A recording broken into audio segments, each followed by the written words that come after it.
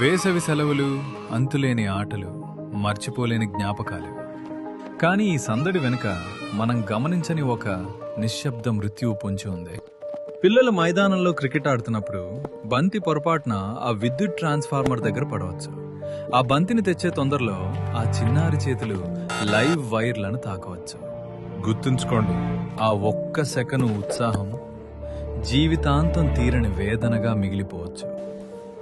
ఇక డాబాలపైన గాలిపటాలు ఎగిరేసేటప్పుడు దారం కరెంటు తీగలకు చిక్కుకోవచ్చు. ఆ గాలిపటాన్ని తీయడానికి పిల్లలు పొరపాటున ఇనుప చువ్వలను గాని తడి కర్రలను గాని వాడితే ఆ తీగల్లో ప్రవహించే వేల వోల్టుల విద్యుత్తు వారి ప్రాణాలను నిలువునా హరిస్తుంది. విద్యుత్తు ఎప్పుడు రెండో అవకాశం ఇవ్వదు. దాగుడు మూతలు ఆడుతూ పిల్లలు నిర్మానుష్యంగా ఉన్న బిల్డింగుల్లోకి వెళ్తుంటారు. అక్కడ నేల మీద తెగిపడిన కరెంటు వైర్లు ఉండొచ్చు. కనీసం చెప్పులు కూడా లేకుండా ఆడుకునే ఆ పసిపాదాలు తెలియక ఆ తీగలపై అడుగు వేస్తే ఆ ఒక్క అడుగు వారి జీవితంలో ఆఖరి అడుగు కావచ్చు.